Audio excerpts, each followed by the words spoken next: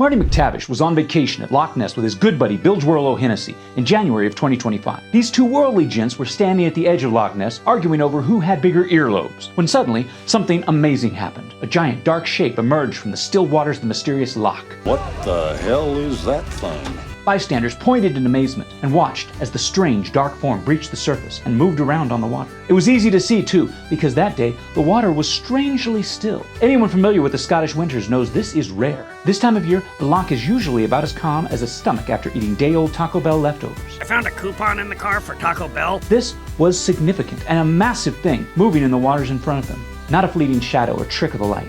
This disturbance lasted several minutes, long enough to be photographed with startling clarity by Marty as Bilgewater hopped around hooting excitedly. That shit's the real Loch Ness Monster. By the way, the names of these two have been changed, since the actual tourists are unnamed at the time of this recording. So you're lying? Yes. This is what they captured. A distinct, dark shape, creating visible waves on the surface of an otherwise perfectly calm loch. Something substantial enough to displace water from below and then vanish into the depths, leaving only the calm waters and the faint smell of fish, which, admittedly, may have been from the bucket of fish that Bilgewater was snacking on at the time. That's a lot of fish.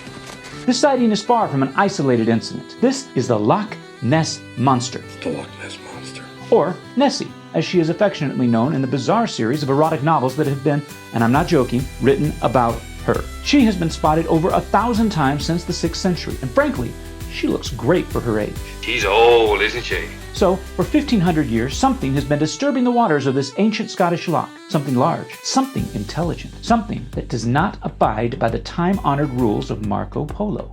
Marco Polo. I know what you're thinking, and no, even though technically a tomato is a fruit, it would not be good on ice cream. Also, you're thinking I'm crazy for believing in Nessie. I don't think you're crazy. Fair enough, but ask yourself this. What's more likely, that thousands of people across 15 centuries are all hallucinating in the exact same place? I mean, outside of Burning Man Festival, that's just unlikely. Or could it be that something unexplained is lurking in one of the deepest bodies of water in Great Britain? But you're saying there's a chance. This January 2025 photo might be the most compelling evidence we've seen in decades. The Loch Ness Centre is a serious research organization, and they called it particularly captivating, and one of the clearest sightings on record. Then again, they also sell Nessie snow globes in their gift shop, so they may be a bit biased. You have to trust them. The experts are taking this seriously too. Amy Todd, marketing manager for the Loch Ness Centre, stated, and I quote, it's brilliant. Clearly you can see the waves with something pushing up from below. Of course, the last time I heard it's brilliant from someone Scottish, they were describing a Scotch egg, so take that enthusiasm with a grain of salt. Now, I'm no hydrodynamics expert,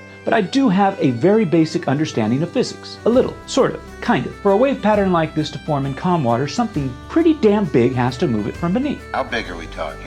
Of course, the internet has its opinions. Looking at the online comments, people suggest it could be anything from a log to kelp to even a mutant beaver. It's a beaver.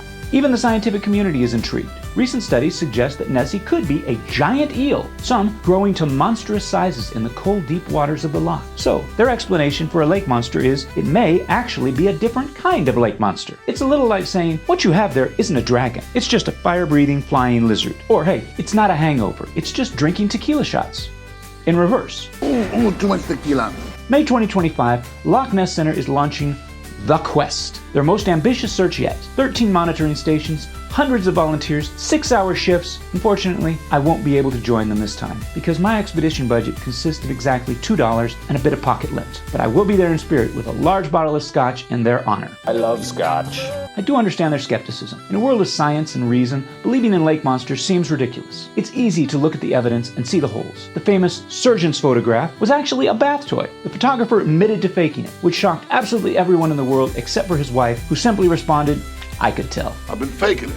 It's easy to say those humps in the water are just a school of eels, and the idea of it being a living plesiosaur, well, those were widely believed to be air-breathing. So, if it were true, we'd see Nessie a lot more than we do. Unless, of course, Nessie used those 65 million years of evolution to develop the unique skill of manufacturing oversized scuba tanks. Consider this though, we've explored less than 5% of our ocean. New species are discovered all the time. Is it really so absurd to think that something unexpected might be hiding in a lake that's deeper than the North Sea and darker than that one joke about the baby seal in the constipated penguin? What's the joke? Loch Ness contains more fresh water than all the lakes in England and Wales combined. It's over 750 feet deep, with near freezing temperatures and a visibility of less than 15 feet. That's the perfect hiding place for a prehistoric creature, or, note to self, anything that's weighted down with enough concrete blocks. Ask yourself this: which is the more interesting world to live in? One where everything's explained, cataloged, and boring, or one where mysteries still lurk just beneath the surface? One where the most exciting discovery is a new streaming service, or one where ancient beasts might still patrol dark waters with homemade scuba tanks and massive mutant beavers as their best friends? This January 2025 sighting isn't proof, but it is another piece of a 1,500-year-old puzzle. And just like the instructions to IKEA furniture,